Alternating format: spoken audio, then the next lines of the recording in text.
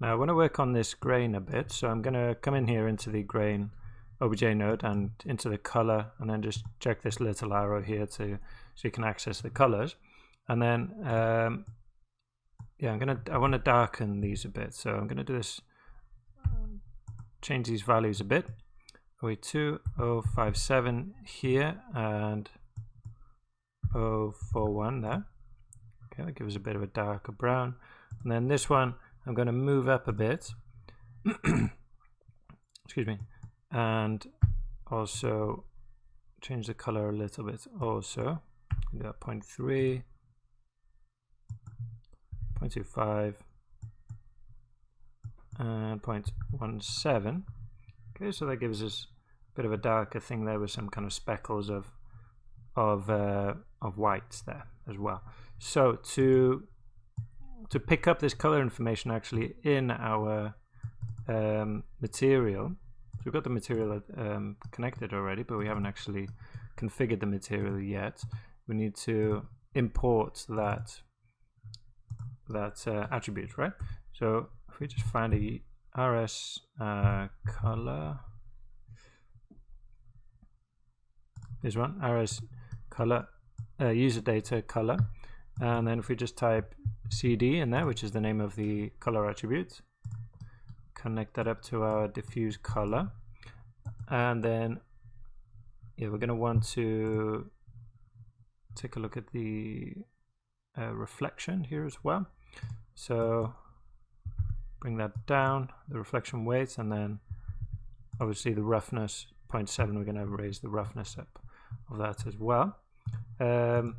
Also another thing I want to do is the scale of the actual grain. We come into our geometry, jump into the redshift tab, and then drop that to 0.5. So the p scale will be multiplied by multiplied by 0.5. Great. Let's turn the view on for that so we can actually see it in the render. Let's also bring in some lights. Okay, so I'm gonna drop in a RS dome light, so that's like our redshift version of a HDRI, right? So we can come in here, find I've got this pond bridge light. Okay, I'm going to grab that, turn it off in the background here, which will turn it off in the background of the render, and also in the viewport I don't want to see it, so I'm just going to turn it off there. And in terms of the brightness, let's bring it down to 0.075.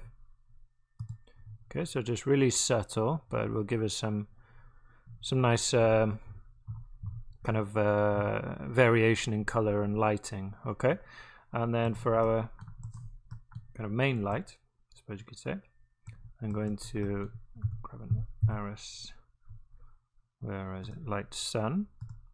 Okay, it's like a direction light, the version of in mantras I think it's called direction light, and this will give us a strong light in one direction like the sun. Okay, so we need to configure the transform for this. 167 331 oops 184. Okay, so it'll give us a light pointing in this direction, and the brightness for this, I'm going to bring it down a bit. Let's see, 0.5 for that, and then also want to turn off the sky shader here. We don't want any texture coming through, just the light by itself, right? So that should be good for that. Let's try a render. Let's try a quick IPR with that and see how that looks. There we go. So excuse me, that's coming through. You can see we're picking up the color, the the variation in scale of the grain as well. Looks great. One thing I do want to do, let's try just bringing in the crocodile and the hunter, together as well. See how they look in this lighting. There we go. So yeah, that's looking it's looking really nice.